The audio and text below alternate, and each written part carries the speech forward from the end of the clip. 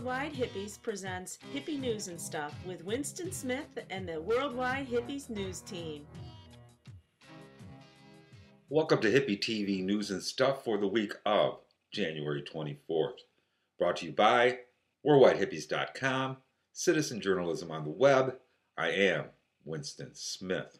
I love you to the day you die. Now close the lid. Occupy the courts gets left off the mainstream media's docket. The dock is in, but it'll have to run off. Ed Croft sets the record straight. Department of Justice gets bitch slapped. The Michael K. Minute. Do you believe in magic? If not, how do you explain naval lint? Hippy has a report from LA. Seaweed gives you gas. Our asshole of the week, and more. Top story. Corporations are not people and tax the rich. Those were the shouts heard at over 80 federal courthouses nationwide last Friday. With the sounds of the wedding march issuing from boomboxes at some of the demonstrations, mock unholy marriages between the groom representing corporate America and the bride, played by the federal government, were acted out. When asked if anyone objected to the unholy unions, all the participants at one time said they did, so the weddings were stopped.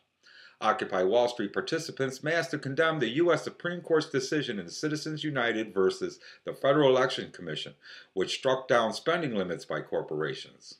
The second anniversary of the opinion was last Saturday. Mainstream corporate media chose to downplay the events or not report them at all. Maybe they did not want to be seen covering an event that included many of the Occupy dissidents. After all, to do so would have made them look a little stupid. After so much time and money has been spent on the behalf of the one-percenters and the corrupt Supreme Court to falsely portray the Occupy Wall Street movement as being dead, unorganized, ineffectual, and completely over. Or maybe the mass demonstrations weren't entertaining enough, as say Republican politics, in which case Worldwide Hippies has a song for you.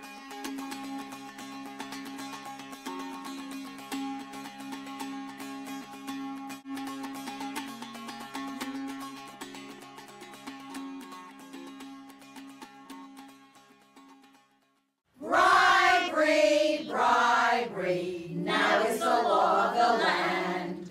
Corporations can do what once was banned. Those with money own the elections at last. They'll buy all the TV ad time and run their swift boat ads line. They'll offer no proof, to hell with the truth. Corporations are persons now. To the raging grannies, you are inspirational, ladies. To the mainstream media, see you all in the spring, assholes. Well, Chadill Duffy refused to wait till spring to get married, if for no other reason than the bride may be too decomposed if he waits till the time when a young necrophiliac's thoughts turn to love. And what can only be described as macabre, Chadill Duffy recently married his dead girlfriend in a bizarre wedding ceremony that also doubled as a funeral for the young bride. Chadill Duffy, also known as Def Young, and his girlfriend Serena Ann Kamsuki met 10 years ago at Thailand's Eastern Asia University. The young couple had been planning on getting married in the future, but unfortunately Ann unexpectedly died on January 3rd in a car accident before the couple could set a date. On January 4th, Def posted the message on his Facebook page inviting his friends to a wedding cum funeral rite for his longtime girlfriend at a local temple. During the unusual ceremony, which was recorded and photographed, Duffy dressed in an all-black tuxedo. Chadill Duffy seemed to really enjoy kissing his late girlfriend and gave Serena a cute little pinch on the fanny while putting a ring on her finger. Most comments on Chadill Duffy's Facebook page were positive. Romantic, a love story, a true tearjerker, what a sensitive man, etc. Well, I don't find it a bit romantic, especially after finding out that Serena's funeral was delayed 48 hours so they could consummate the marriage. People fucking amaze me. And here, to amaze you, is our own Dr. Woody. What's up, Doc? Hola, Winston. Thank you for the kind introduction. Hippies, paz en el barrio, and bugs. Salud. 2 years ago this week, the Supreme Court decision in the Citizens United case handed the body politic of the United States over to the tender mercies of the corporates by granting them First Amendment protections and removing restrictions on corporate spending to influence U.S. elections. Brave Sir Barry has dithered ever since. If he were truly desirous of combating this political malignancy, there's at least two things he could have done already at any time in the last 2 years without any authorization or approval from anybody, and which could already have vitiated somewhat the poisonous toxicity of the Citizens United opinion. He could have, one, promulgated an order requiring all and any corporations doing business with the U.S. government to disclose their political spending beginning tomorrow, or lose their contracts, and two, he could have been using the presidential bully pulpit and declared his strong support for such amendments to get the big money out of politics permanently, or to eliminate corporate personhood. We know all along that the skeevy, jug-eared, grinning huckster isn't going to do any of that thing, so the next thing we have to do is figure out how to get an amendment through without St. Barry's imprimatur. The difficulties of enacting them notwithstanding, there is but one key, the holy grail for such an amendment, and it has to be public financing. Which is the key virtue of the proposal Dennis Kucinich advanced last week. Of the several amendments in the hopper, Kucinich's seems to be the simplest. It forbids private contributions of any kind in federal election. That cuts right to the chase. On another site, somebody complained public financing means officially sanctioned candidates, doesn't it? Well, I don't think so. Done properly, candidates chosen this way wouldn't be officially, but would be in fact publicly vetted. Here's how I think it might work. Think runoffs. At level 1, anybody who wants to run for office starts with X number of dollars to spend. It's dispensed by the state. No other funding is allowed. They use that money to get noticed, to win support for their ideas. Then there's a vote. The top 10 advance. There's more money. There's another runoff. The top 3 advance. There's more money. There's a final ballot. There's a winner. It's public and transparent at every step of the way. Now, how do we finance it? Well, we take the money that it costs one carrier battle group every 4 years, and we take that money every 4 years and dedicate it to the presidential election process. And every 2 years we take the money that it costs maybe to run them, an army division or a bomber wing, and that goes to congressional elections. I mean, seriously, hippies. Other than providing for the general welfare and defending the borders, what better purpose is there for our money than the election and selection of the representatives who will write our laws and regulate our lives? We can talk about what you're going to run for when I see you at the beach. Paz, back at you, Winstone. Thanks, Doc. You get my votes, man. All of them. So, is Worldwide Hippie carrying the water for Barack Obama, or is it just rising damp? Here's Ed Croft to tell you. Oh, hey, Winston. All right, look. I wrote an article this past week, and it was on the Republican primaries. The Republican primaries, okay? And one of the people that wrote back laid into me about how I was an Obama apologist, I was biased, and all this other crap, and, I mean, obviously the guy hadn't read some of my stuff, because I have gotten on Obama, probably because he doesn't go far enough.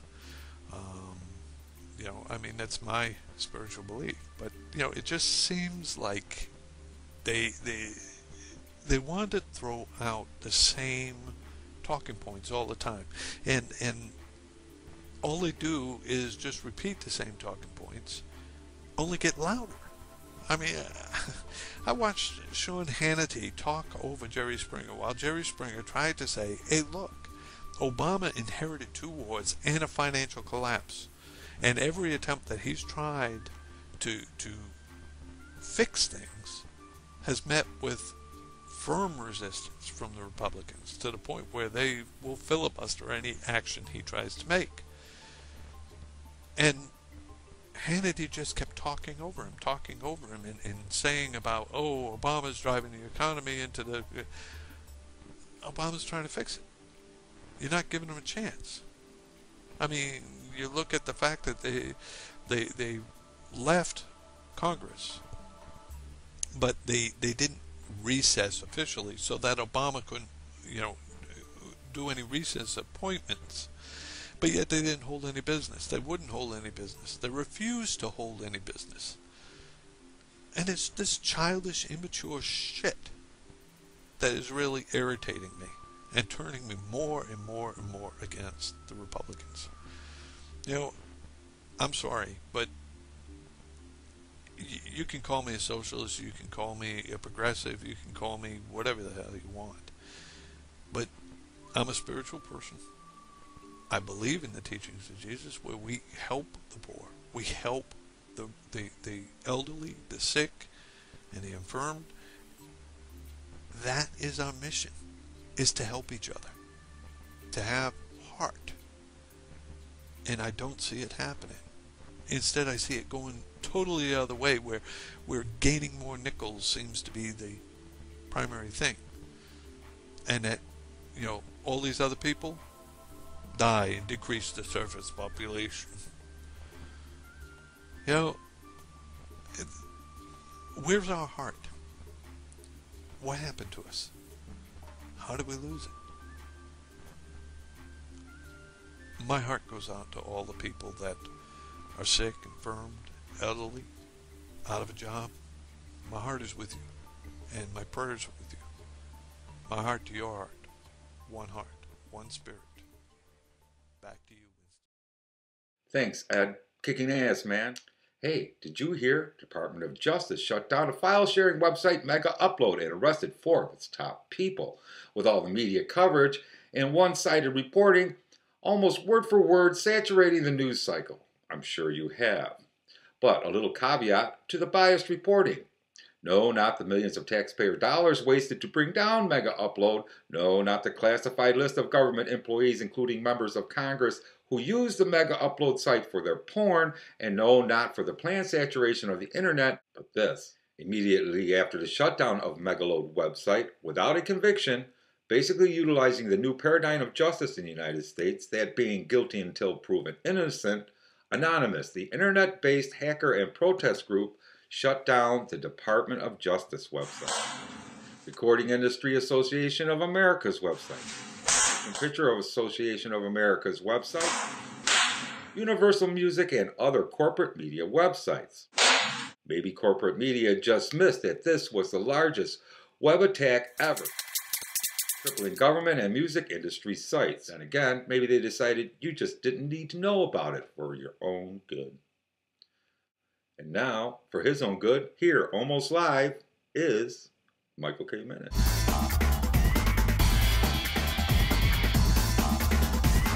Michael K. with the Michael K. Minute here.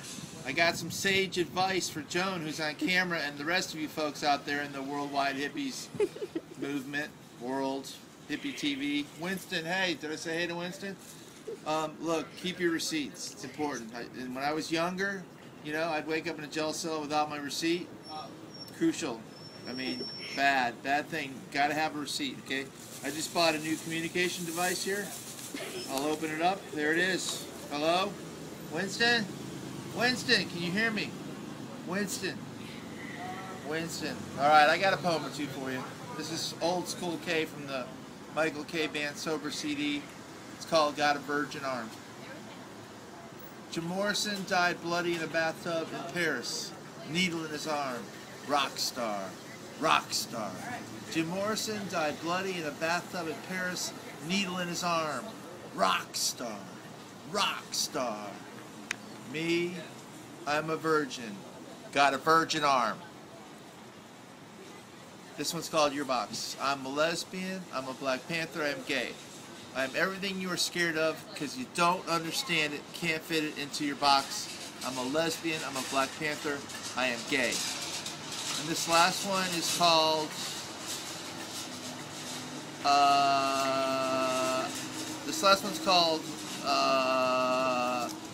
well, I'm going to need to write a poem called for next time. But that's it for now. Michael K. Minute here at Whole Foods in Atlanta, Georgia, next to where Borders Bookstore used to be. All you Atlantans know where that is. We're here with Morrison and Pretty Penny, our dogs. And Joan, thank you for doing the camera work. Back to you, Winston. Thanks, Michael, and just Joan. Want to buy that vowel, man? All you other hippies. Do you believe in magic? Do you believe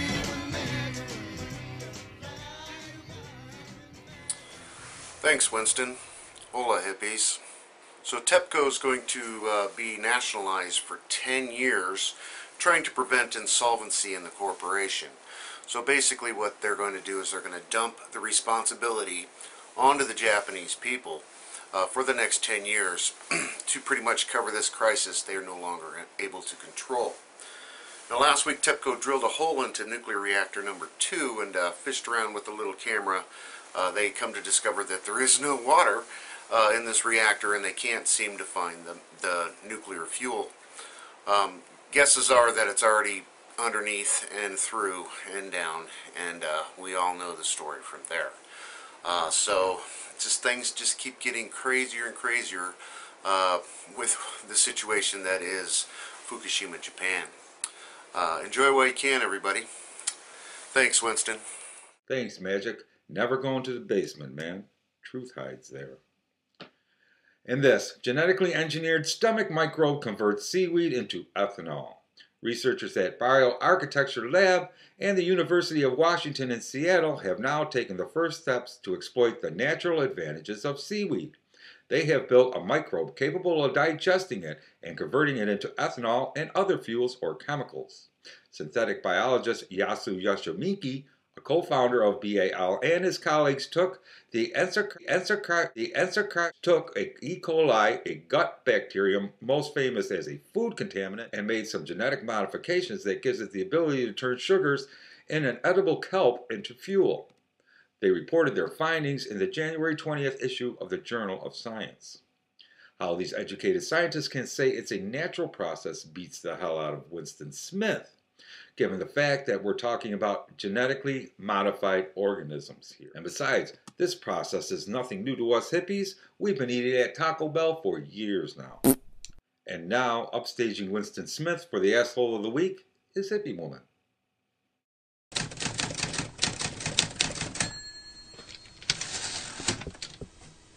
Thanks, Winston. On January 13, 2012, the Costa Concordia cruise liner lay on its side after striking rocks 18 miles off the coast of Tuscany. There are at least 12 confirmed deaths and still some missing after the crash.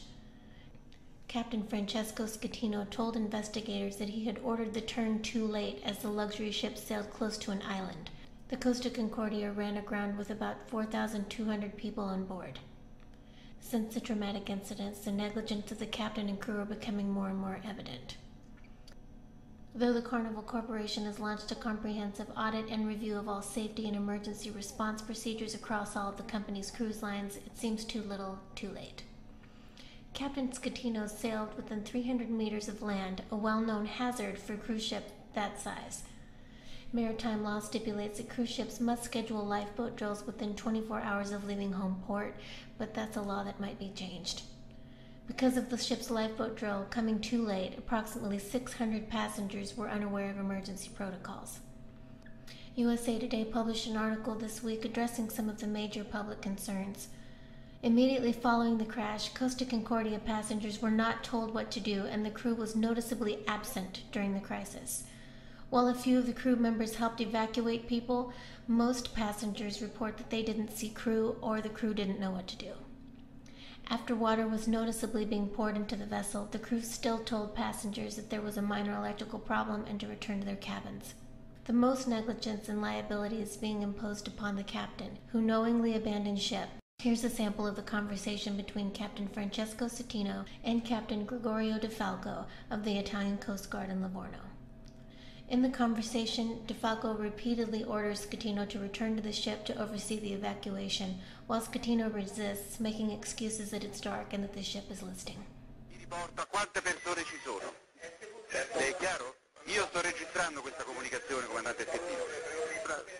In questo momento la nave è inclinata. Ho capito. C'è gente, ascolti, c'è gente che sta scendendo dalla biscaggina di prua. Lei quella biscaggina la percorre in senso inverso, sale sulla nave e mi dice quante persone e che cosa hanno a bordo, chiaro? Mi dice se ci sono bambini, donne o persone bisognose di assistenza e me ne dice il numero di ciascuna di queste categorie. È chiaro? Guardi Schettino che lei si è salvato forse dal mare, ma io la porto veramente molto male, faccio passare l'anima dei guai. Vado a bordo, cazzo! to you, Winston.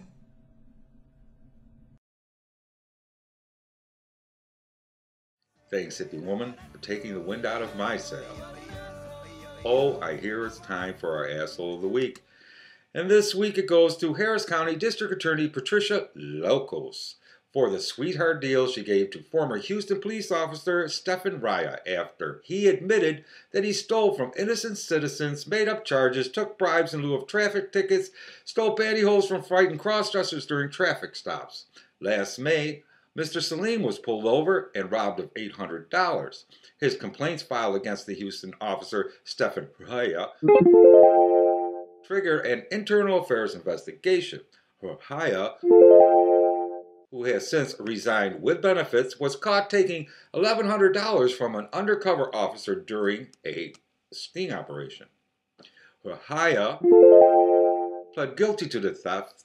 Tuesday, he was given a 2-year probation, $500 fine, and 120 hours of community service.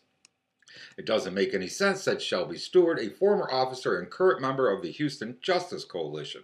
Prosecutors pretty much let the guy off like nothing had ever happened. On Friday, community activists called a press conference to express outrage over what they call a quid pro blow by Harris County corrupt District Attorney Patricia Locos. She's sending a bad message, said Derek Muhammad, a community activist. It says to other officers, if you are caught in similar behavior, you don't have to worry about being prosecuted harshly. The only thing that you have to worry about is becoming Worldwide Hippie Asshole of the Week. Be sure to catch next week's show, folks, when the boss actually drops by with a huge announcement you will not want to miss. So Ed, get that old cream cheese and sardine sandwich out of the fridge in the back room, man. Doc, hide the scotch. Sherry, replace all those cookies, please. And Diana, take the day off. That's it for this week. Thanks for watching. And visit worldwidehippies.com often for news and commentary for some of the best writers on the web. And please support worldwidehippies.com in any way that you can so we can keep up the howl for peace and justice. And you will see the Doc, Hippie Woman, Ed Croft, Michael K. Poet, Nabru Magic, and yours truly, Winston Smith, here next Monday.